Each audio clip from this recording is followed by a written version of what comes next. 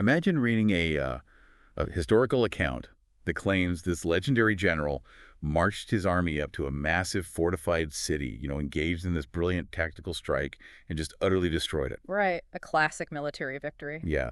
But then imagine archaeologists digging up that exact site, like 3,000 years later, only to realize the city didn't even exist when the general was alive. Oh, wow. Yeah, it was completely empty. It was already a ruin. And when you hear something like that, you immediately have to ask, does that mean the text is just a lie? Or does it mean we've completely misunderstood how ancient people actually wrote history? It really is the ultimate paradox, isn't it? When we read ancient texts, we bring all our modern expectations of what history is supposed to be. Oh, absolutely. We want video camera precision, dates, coordinates, exact casualty counts. But ancient writers just weren't operating like modern forensic accountants. Right. They were doing something entirely different. They were writing theology using historical events as their canvas. Okay, let's unpack this, because that is exactly the puzzle we are trying to solve today. Welcome to the deep dive. It's great to be here. You are joining us for an exploration of a foundational, incredibly complex and heavily debated ancient text, the Book of Joshua.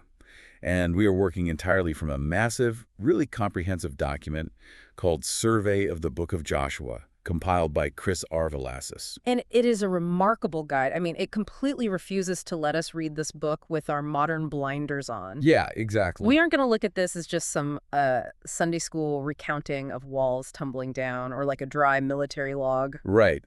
The mission for today is to decode this text as a layered theological historical narrative. We're going to dig into the actual dirt of the archaeology, reconstruct the ancient Near Eastern world of these chaotic city-states, and explore profound, almost alien theological concepts like corporate identity. That one is huge. It really is.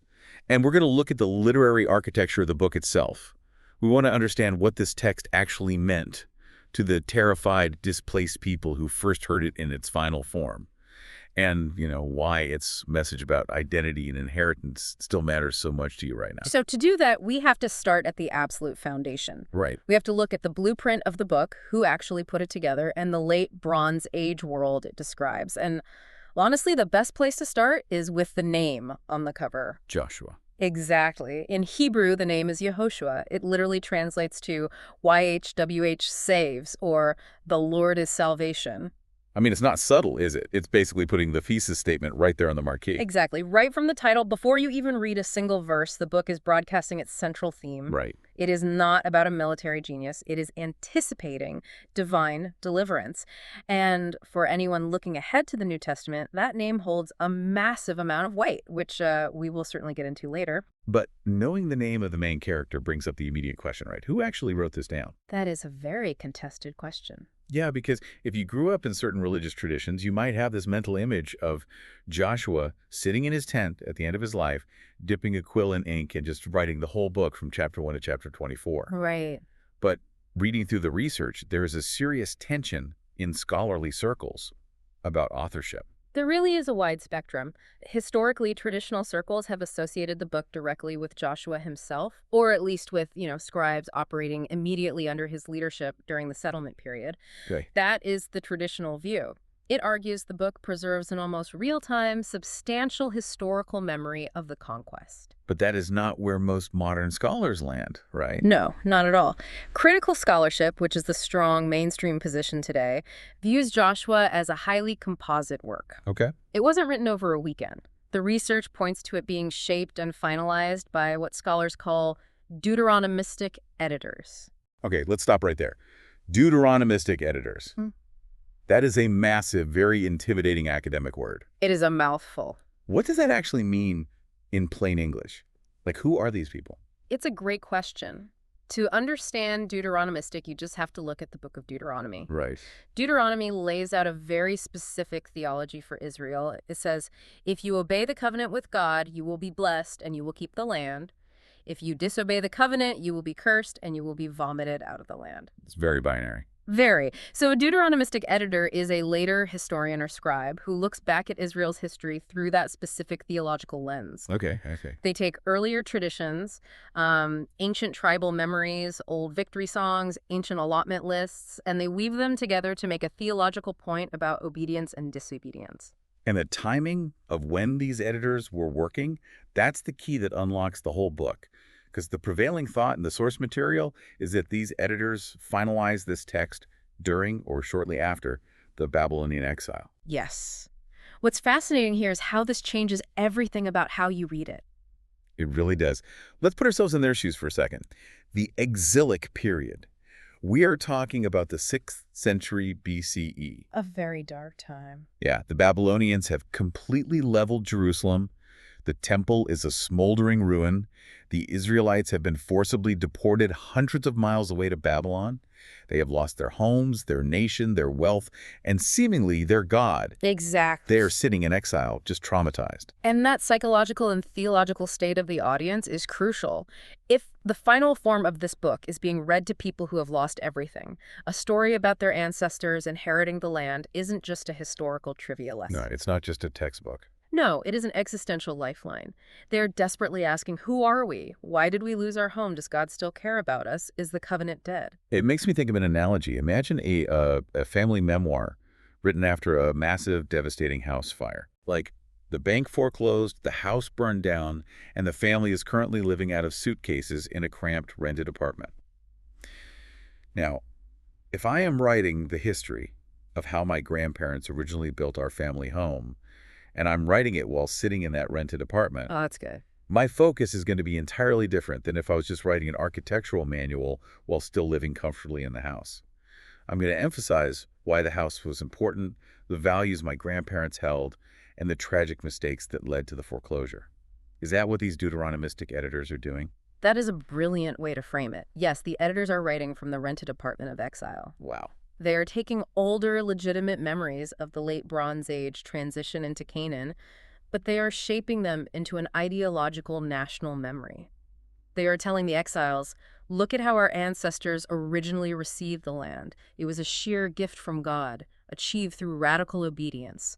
And look at the warnings Joshua gave about how easily it could be lost. So it's basically a plea for covenant fidelity disguised as a history book. And this transition, this story of moving from the wilderness, wandering into the promised land, it's set against the backdrop of the late Bronze Age.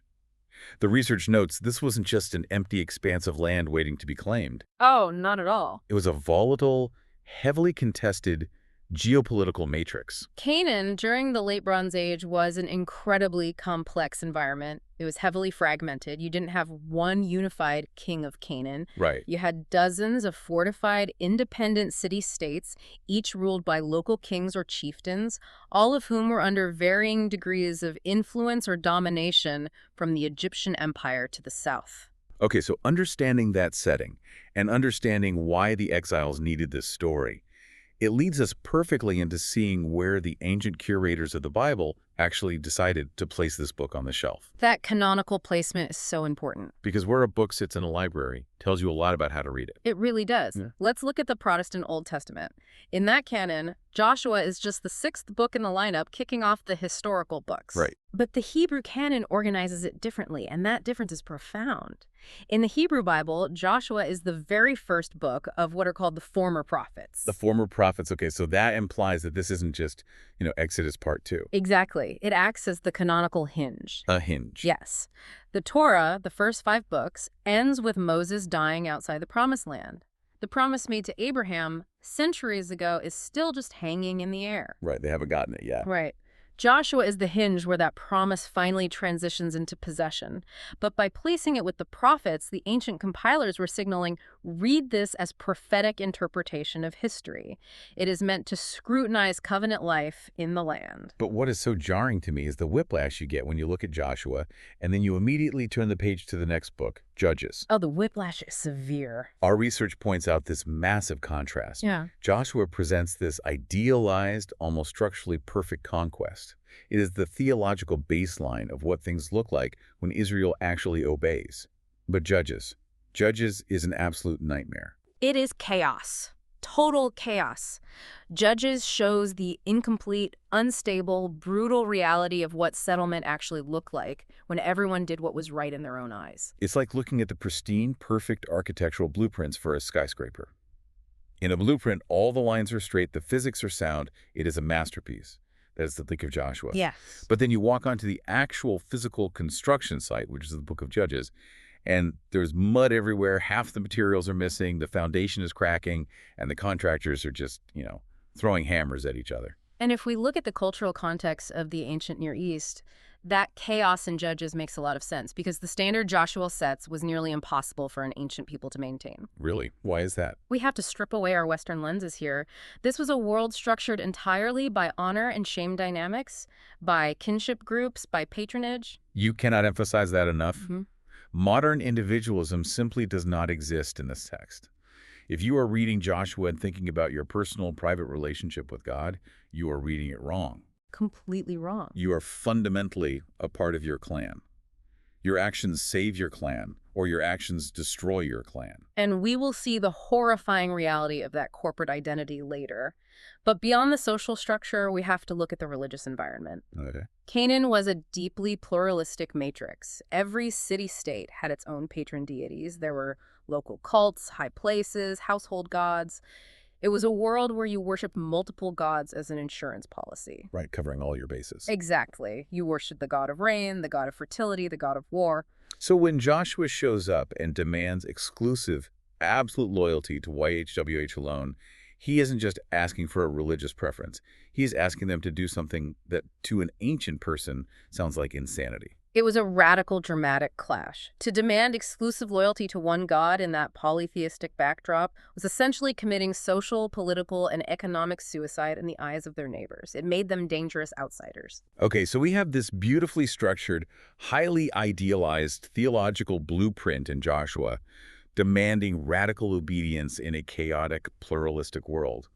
But now we have to face the elephant in the room, the dirt. The archaeology. The archaeology. How does this idealized theological text match up with what we actually pull out of the ground in the Middle East? This is where things get tense and where our guide for today is incredibly balanced. It doesn't give us a simplistic archaeology proves the Bible 100% or archaeology disproves the Bible entirely. Right. It forces us to look at the mixed record, categorizing the evidence into three buckets: the confirmed, the probable, and the disputed. Let's start with the confirmed, because there is real, tangible evidence in the ground that anchors this text in reality. The biggest one has to be the Merneptah Stela. The Merneptah Stela is one of the most important archaeological discoveries for biblical studies. It is a massive granite monument erected by the Egyptian pharaoh Merneptah, discovered in Thebes, dating to right around 1208 BCE. And why is it so important? Because etched into this Egyptian victory monument is the earliest known extra-biblical reference to a people group called Israel. Wow. The pharaoh is boasting about his conquests in Canaan, and he claims Israel is laid waste, its seed is not. Now, obviously, that is Egyptian propaganda because Israel survived. Right, they were still there. But the fact that they are mentioned on this monument proves undeniably that Israel was a recognized entity, a distinct people group in Canaan during the late 13th century BCE. They weren't a myth. They were there. And the most powerful empire in the world knew they were there. Another massive piece of confirmed evidence is at a site called Tel Hazor. If you read the book of Joshua, specifically chapter 11, Hazor is described as the head of all those kingdoms. It was a powerhouse. Yes, very powerful. And what do archaeologists find when they dig there? They find a massive, catastrophic destruction layer, an enormous 13th century BCE burn layer. The city was utterly obliterated by fire. Which perfectly aligns with the book. It aligns perfectly with the timeline and the narrative importance of Hazor in the text. Now, archaeologists debate who actually lit the fire. Was it Joshua's army, the Egyptians, or rival Canaanites? But the dirt confirms the city was destroyed exactly when the broader biblical timeline suggests it would have been. Then you move to the probable category. The text of Joshua is full of many kings. Joshua is constantly fighting coalitions of 5 kings here, 3 kings there. Right. And the archaeological and historical records, like the Marna letters in Egypt, confirm that late Bronze Age Canaan was exactly that. A highly fragmented, politically volatile patchwork of fortified city-states. The geopolitical setting of the text is incredibly accurate for that era. But then we hit the third bucket, the disputed evidence. And this is where the tension spikes, because the 2 biggest problems in the dirt are the 2 most famous cities in the book, Jericho and Ai. They are massive hurdles for anyone trying to read Joshua as a straightforward, literal military transcript. Let's look at Jericho, or Tel Sultan. We all know the story in chapter 6, the walls come tumbling down. But when archaeologists excavate the site, the visible ruins largely predate the usual dating for the Israelite conquest. There was a city there, and walls did fall, but the timing doesn't neatly align. But AI is even worse. AI is the real problem. Yes. Joshua chapters 7 and 8 detail a massive multi-day military campaign against the fortified city of Ai. But the traditional archaeological site for Ai, known as Et Tel, was a ghost town during the late Bronze Age. Completely empty. It had been occupied centuries earlier, and it was occupied centuries later, but during the time Joshua was supposed to be attacking it, it was totally unoccupied. The very name Ai in Hebrew literally translates to the ruin. Yes. So I have to push back here. If the dirt at Ai doesn't match the story in chapter 8, if there wasn't even a city there to conquer, let alone an army to fight, how are we supposed to read this? Is it just completely fabricated? If you write an account saying you destroyed a city that didn't exist, isn't that just a lie? It feels that way to our modern sensibilities. But this is exactly why the concept of theological historiography is so crucial. If we connect this to the bigger picture, our text recommends we read it through this specific lens. Okay, theological historiography. Right. The ancient writers weren't trying to deceive. They were utilizing a genre of writing that was standard in the ancient Near East, ancient conquest rhetoric, and hyperbolic victory language. I really need an example of that because it's hard for me to separate hyperbole from fiction. Let's look at other nations around them. We have Assyrian and Egyptian military annals where a king will boast, "I slaughtered every living soul in the valley. I left no survivors. I erased their name from the earth forever." Okay. And then in the very next king's annals, 10 years later, you read about the Assyrians fighting the exact same people in the exact same valley. Wait, really? The same people? The exact same people. Did the first king lie? To an ancient reader, no. The first king was using stylized, hyperbolic rhetoric to say, "I won a massive, decisive victory by the power of my gods." So it's not a legal affidavit. It's an ideological flex. Exactly. The Deuteronomistic editors of Joshua are utilizing local traditions, perhaps an ancient memory of a battle that happened near the ruins of Ai, and they are deploying this conventional hyperbolic language to make a profound theological point to those exiles in Babylon. Okay, that makes sense. The point isn't the geographical coordinates of Ai. The point is the theological reality that obedience brings victory and hidden sin brings disaster. Which means if we want to understand this book, we can't get bogged down in treating it like a modern military log. Reconciling this historical tension requires us to actually look at how the narrative itself kicks off, because it doesn't start with military strategy at all. It starts with spiritual preparation. Let's dive into that. The first 5 chapters of the book establish the entire theological framework. The land is not going to be taken by human ingenuity. It is entered by divine promise, rigorous Torah obedience, and ritual holiness. Joshua chapter 1 sets the tone perfectly. God commissions Joshua to take over after Moses. But if you expect God to hand him a battle map or a list of troop formations, you're going to be really surprised. Very surprised. The research highlights 2 specific Hebrew commands God gives him repeatedly: Hazak and Eletz. Yes. Hazak means to be strong, to be firm, and Ametz means to be courageous, to be bold. But what is he supposed to be strong and courageous about? Right. It's not about swinging a sword. It's intimately tied to a third term, Torah. The law, the instruction. Exactly. God tells Joshua that his success, the very survival of his people, depends entirely on meditating on the Torah day and night. He needs profound courage not to fight the Canaanites, but to obey God's covenant instruction in a hostile, terrifying environment. Wow. True leadership, the text is saying, depends on being saturated in Scripture, not in military tactics. And the narrative proves that immediately. In chapters 3 and 4, they have to cross the Jordan River to enter the land. It is flood season. And how do they cross? The priests carry the Ark of the Covenant to the edge of the waters miraculously part, and the entire nation crosses on dry ground. The original audience would instantly recognize the parallel. It is a direct, undeniable mirror of the Exodus under Moses when they crossed the Red Sea. Right. It's signaling that the exact same God who violently delivered you from Egyptian slavery is now actively leading you into your inheritance. But what they do after they cross is what absolutely blows my mind. You have just crossed into enemy territory. You are encamped at a place called Gilgal. The Canaanite city-states know you are there. Logically, this is the time to build fortifications, sharpen swords, and prepare for a siege. And what do they do instead? They hold a religious retreat.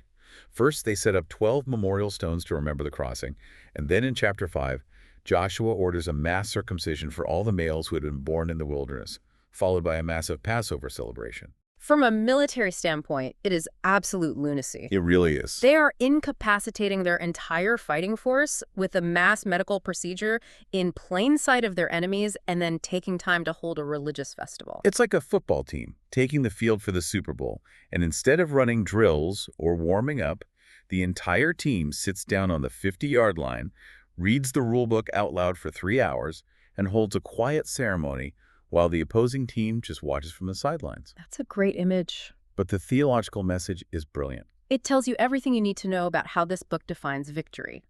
Covenant identity and redeemed belonging must be established before a single sword is drawn.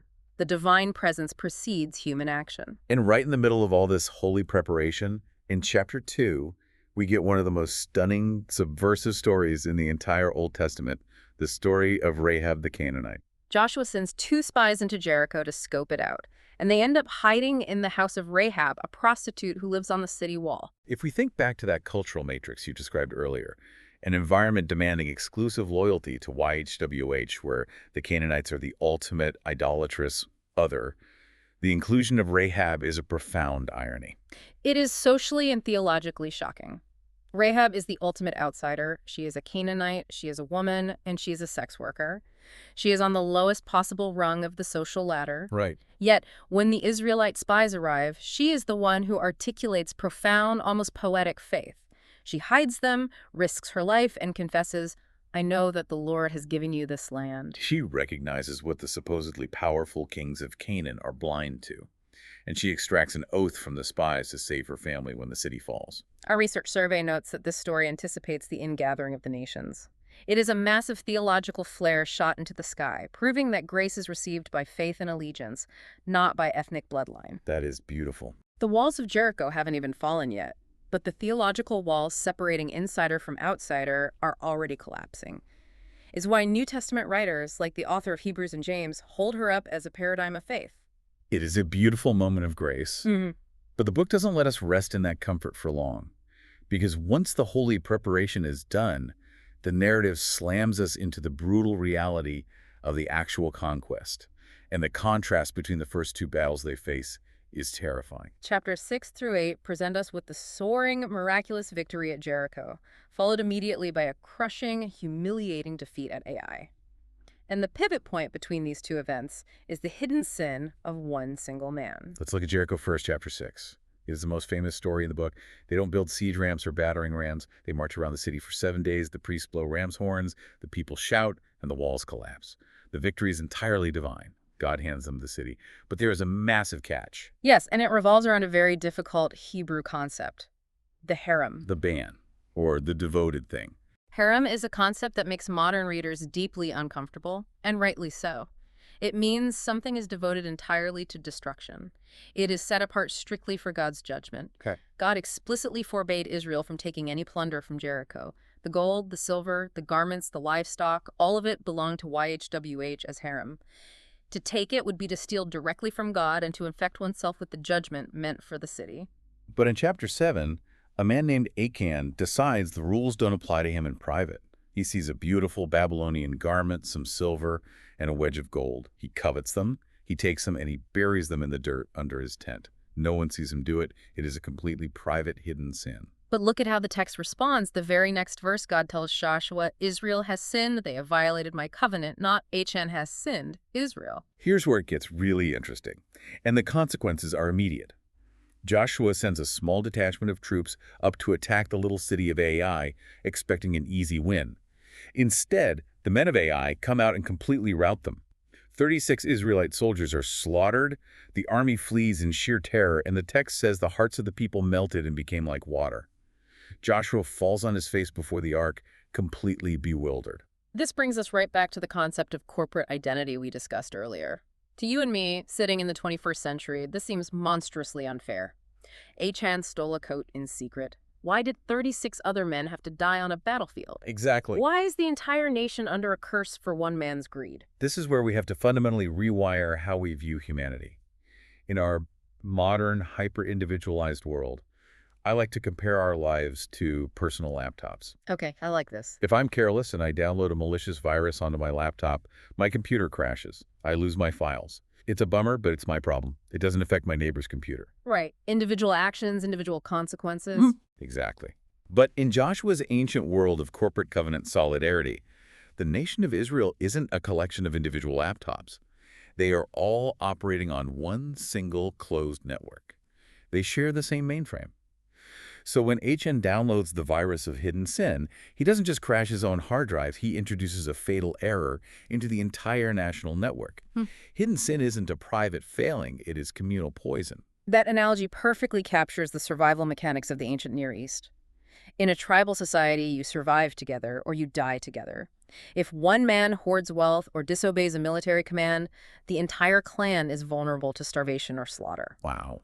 The theological extension of that is exactly what we see with the harem. HM brought the contagion of the devoted thing into the camp, so the camp itself became devoted to destruction. The practical theology here is a severe warning, especially for leadership. Our guide points this out clearly. Leaders must take holiness seriously because private compromise always has massive public consequences. The breach of the harem compromised everyone. And the network isn't restored until the virus is violently purged. God exposes Achan, and Achan and his entire family, his household, which was considered an extension of himself, are stoned to death in the valley of Achor. That is harsh. And the name Achan in Hebrew, is rooted in the word for trouble. He brought trouble on the nation, so trouble came upon him. It is brutal. But once that internal virus is dealt with, the network is restored. Only then, in chapter 8, are they able to successfully conquer A. And the irony is, at A, God specifically allows them to take the plunder.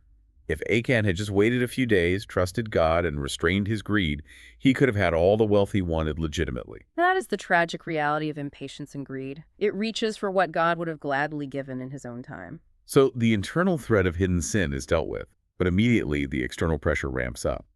This brings us into the incredibly complex geopolitical section of the book, chapters 9 through 12, dealing with treaties, hailstones, and cosmic battles. With HN, the lesson was about dealing with internal holiness. Here, the main idea is that Israel must discern wisely, keep their vows, and trust entirely in the Lord as the external threats mount. And their very first external test is a massive failure of discernment. The Gibeonites in chapter 9. This is one of my favorite stories because it is basically ancient espionage. It really is. The people of Gibeon are a major, powerful city in the Central Hill Country. They've heard what happened to Jericho and Ai, and they know they're next on the hit list. They know they can't win a straight fight. So they used deception. They put on worn-out, patched clothes, they put worn-out sandals on their feet, and they pack dry, moldy bread. They walk into Joshua's camp and pretend to be exhausted travelers from a distant foreign land. They tell Joshua, "We've come from very far away because we heard about the fame of your God. Make a peace treaty with us." And Joshua falls for it hook, line, and sinker. Complete. The text gives us this devastating little editorial comment. The Israelites sampled their provisions but did not inquire of the Lord. Joshua makes a peace treaty, and the leaders of the assembly swear an oath to them. 3 days later, they find out these guys live just down the road. They're Canaanites. Now, a modern person looks at this and says, well, the contract was signed under false pretenses. It's fraud. Rip up the treaty and attack them. But again, we are dealing with ancient honor, shame, and covenant dynamics. Why couldn't they just void the treaty? Why did an oath matter so much? Because in the ancient Near East, an oath wasn't just a legal document. It was an invocation of the divine. They swore to the Gibeonites by YHWH, the God of Israel. Oh, I see. To break that oath, even if they were tricked into making it, would be to drag the name of YHWH through the mud. It would be declaring to the surrounding nations that Israel's God doesn't enforce his own covenants. So the leaders of Israel say, "We have sworn to them by the Lord, and now we cannot touch them." They prioritize the honor of God's name over their own geopolitical advantage. It is a massive lesson in covenant integrity. But doing the right thing immediately plunges them into a massive war. Right. Because the surrounding Canaanite kings hear that Gibeon, a very powerful city, has defected and made peace with the invaders. So, an alliance of 5 Amorite kings from the south decides to make an example of Gibeon. They march their armies and lay siege to the city. And Gibeon sends a desperate message to Joshua, "Come quickly and save us." And because of that oath he just swore, Joshua has to march his army all night uphill to defend the very people who just lied to his face. And this resulting battle in chapter 10 features perhaps the most famous and certainly the most debated divine intervention in the historical books. Joshua catches the 5 kings by surprise. They flee, and as they're running, the text says the Lord hurled massive hailstones down from the sky, killing more of the enemy than the Israelite swords did. But then Joshua needs more daylight to finish the rout before the enemy can regroup. So he speaks to the Lord, and he commands the sun to stand still over Gibeon, and the moon over the valley of Aijalon. And the text says the sun stopped in the middle of the sky and delayed going down about a full day. The sun standing still passage. If you read the survey, this is categorized under major interpretive issues. Scholars have debated the mechanics of this for centuries. How do people usually read it? It generally falls into a few camps. Some read it as a literal astronomical miracle that God temporarily suspended the rotation of the Earth or altered the optics of the atmosphere. Okay. Others read it as a poetic battle report, similar to how the Song of Deborah in Judges says, "The stars fought from heaven." Some scholars suggest it refers to an omen, an eclipse, or symbolic language drawn from ancient Near Eastern motifs to express a total cosmic victory. If it is poetic, it's like a modern soldier saying, the battle was so intense it felt like the day would never end. You use cosmic imagery to capture the subjective terror and magnitude of the moment. Exactly. But what our guide recommends, which I think is very wise, is not getting bogged down in the astrophysics, but focusing on the theological conclusion that the text is screaming at us. Which is what? Whether you read it as literal astronomy or highly stylized victory poetry, the intent of the author is undeniable. The Lord fights for Israel. The hailstones and the cosmic disruption emphasize that the victory belongs entirely to God. Which brings up a great question. If God is throwing lethal hailstones and stopping the solar system, if God is the one doing all the heavy lifting, what is Israel's actual job here? Why are they even bothering to hold swords? That is the core of the practical theology for these conquest narratives. Israel's job is not to win the war. Their job is wise discernment, maintaining their covenant purity, keeping their oaths, even the inconvenient ones, and exercising total radical dependence on God. Wow. Human conquest is completely secondary. It is a stage play where God is the active agent. And we see that pattern repeat in chapter 11 with the Northern Campaign. A massive, terrifying coalition of northern kings gathers at the waters of Merom. The text describes them as a horde as numerous as the sand on the seashore, equipped with horses and chariots, which were the tanks of the ancient world. Israel is outmatched in every conceivable way. But Joshua attacks suddenly, defeats them, and then moves on to capture and burn Hazor, the head of the coalition, the very city we found the burn layer in. And chapter 12 wraps up this whole violent section with a summary list of 31 conquered kings. The wars are largely over, the heavy lifting is done, which brings us to a massive structural shift in the text. It is a jarring transition for a lot of readers. Yes, because this concept of the land being a divine gift is what transitions the book from its bloody, action-packed first half into an incredibly detailed and honestly somewhat slow second half. The adrenaline fades, the swords are put away, because the real victory isn't the body count. The real victory is the real estate. This brings us to chapters 13 through 21, the theology of geography. I have to be completely honest here. When I am doing a read-through of the Bible in a year, and I hit Joshua chapters 13 through 21, my eyes glaze over. Most people's do. It is a difficult slog. It reads like the minutes of a very dry, ancient zoning board meeting. The border went up to the slope of this hill, down to the spring of that water, across the valley. It goes on for chapters. It is endless geography. But our guide forces us to look at the immense theological joy buried in these boundary lists. Joy. Yes, we have to remember the overarching narrative. The conquest is not actually complete when the enemy armies are defeated. The conquest is only complete when the tribes finally receive their inheritance. This is the fulfillment of the promise God made to Abraham, Isaac, and Jacob centuries earlier. The waiting is finally over. The survey highlights two key Hebrew terms that dominate these chapters. Nahala, which means inheritance, and Menuha, which means rest. Nala is crucial. The land is never described as a conquest trophy. It is always described as an inheritance. And it is allocated under divine sovereignty. They literally cast lots to see which tribe gets which parcel of land. They let God decide the boundaries. And it isn't given to individuals. No, it is intimately tied to the family structure. The land is given to tribes, to clans, to extended families. The corporate identity we saw with Ochan's punishment is now seen in the blessing.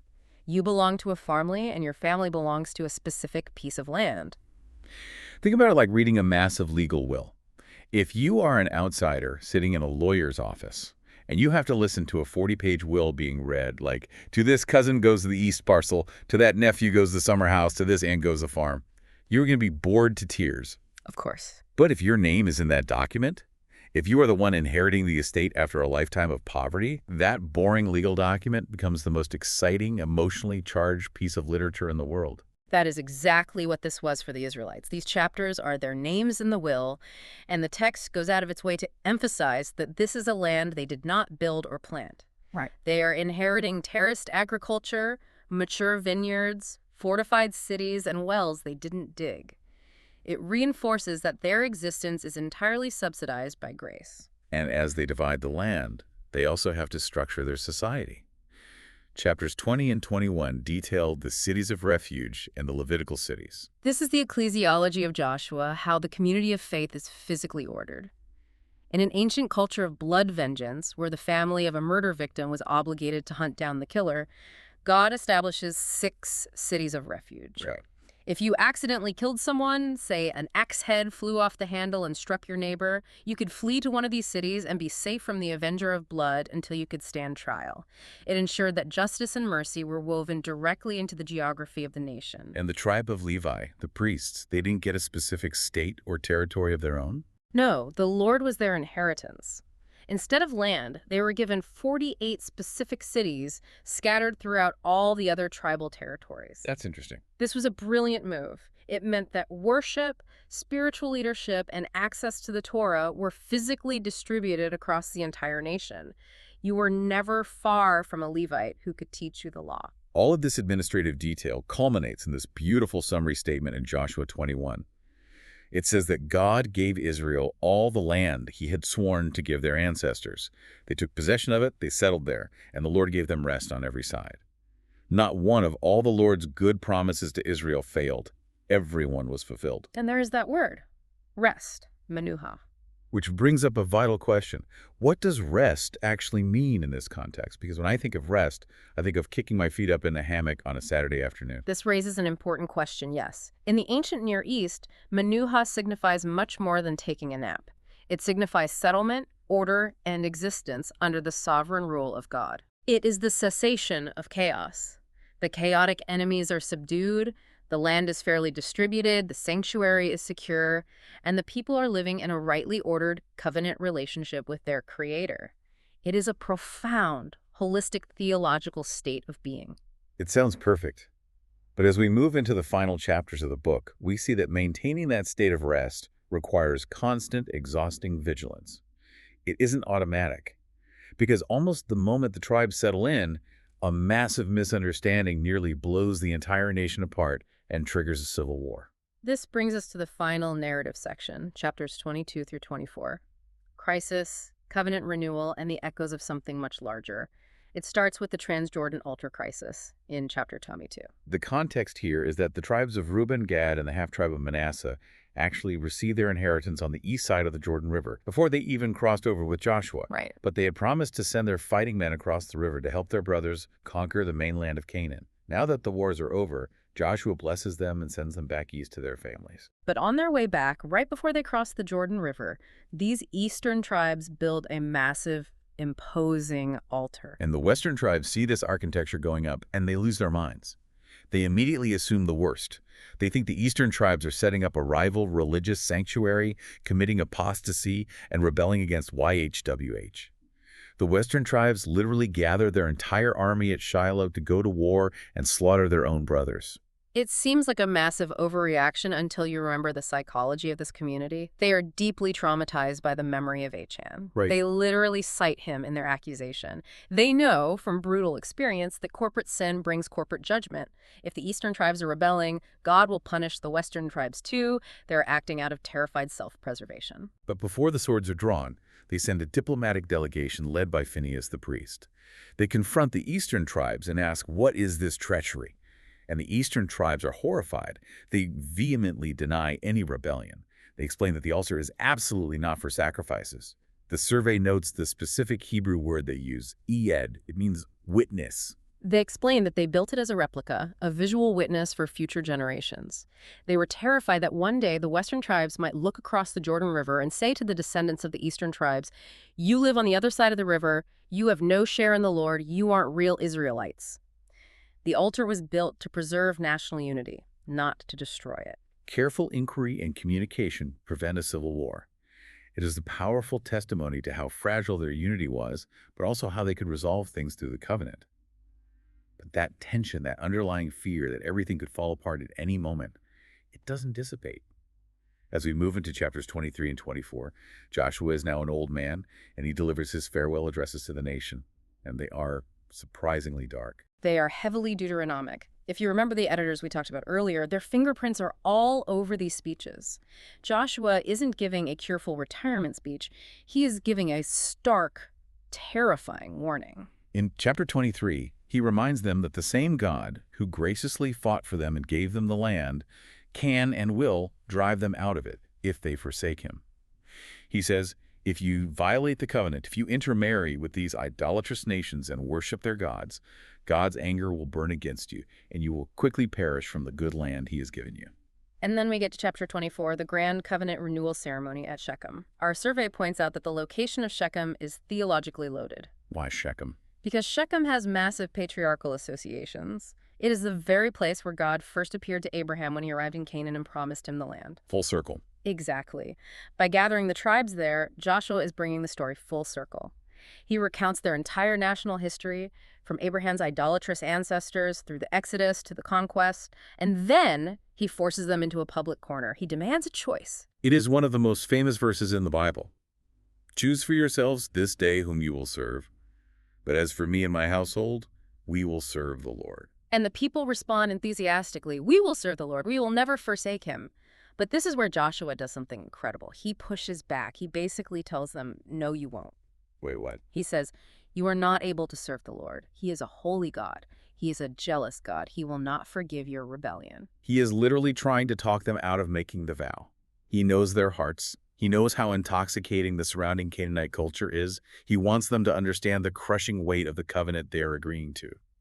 The book insists, right up to the very last page, that possession of the land without covenant loyalty is impossible. Joshua makes a covenant for the people that day, sets up a massive stone under an oak tree as a silent witness against them, and then the book concludes with the death and burial of Joshua. I look at the ending of this book, and I am struck by the incredible tension it leaves us with. On one hand, the Abrahamic promise is fulfilled. The land is conquered, the tribes are settled. Yet Joshua's final words are essentially a prophecy of exile. The rest they fought so hard to achieve is real, but it feels incredibly fragile. It feels incomplete. And that feeling of incompleteness is entirely intentional. This is where the Christological and redemptive historical analysis of our guide becomes so vital. The book of Joshua doesn't end the story, it points beyond itself. Let's break that down, because I know when people hear Christological connections in the Old Testament, they sometimes think it's just forced retrospective allegory. But the research argues this is embedded canonical logic. It is structurally embedded in the text. Let's start with the most obvious connection, the name. As we mentioned at the very beginning, Joshua and Jesus are related forms of the exact same Hebrew name, Yehoshua. Early Christian thinkers immediately locked on to this typological resonance. What does typological resonance mean in this context? Typology is how biblical authors use earlier historical events or persons as patterns or types that prefigure and anticipate greater realities later on. Joshua is a type. He's the one who leads God's people out of the wilderness and into their physical inheritance.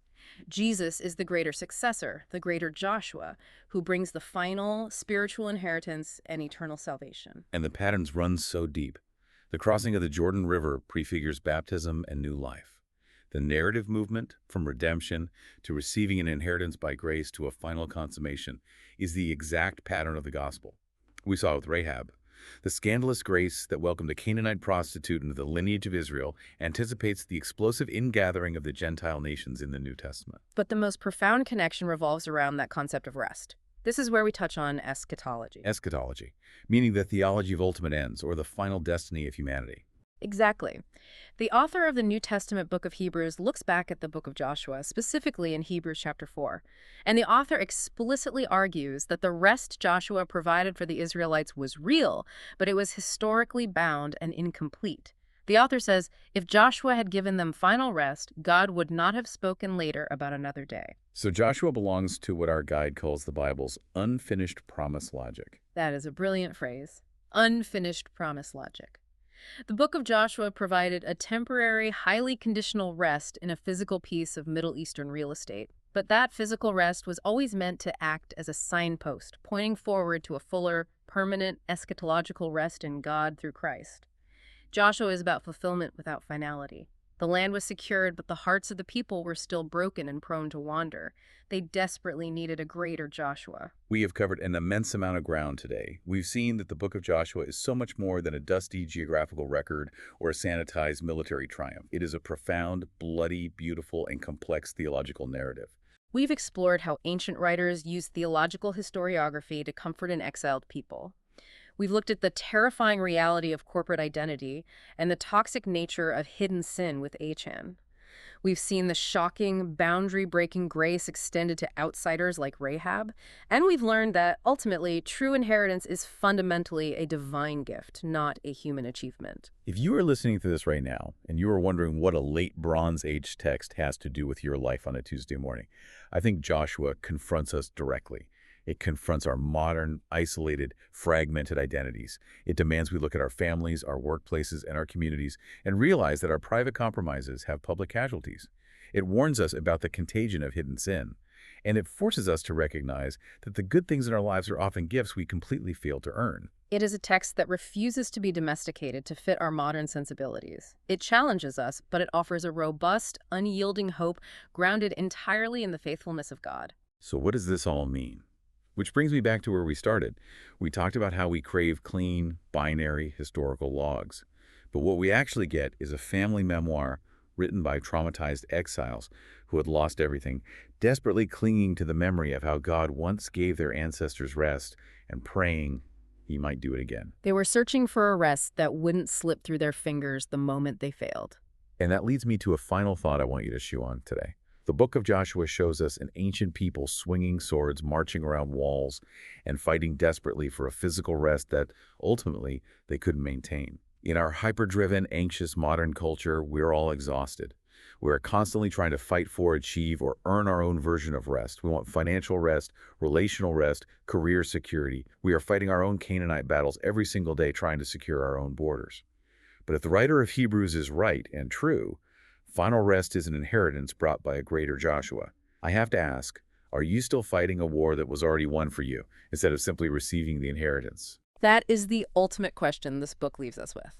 Thank you so much for joining us on this deep dive into the book of Joshua. Keep questioning, keep exploring, and we'll catch you next time.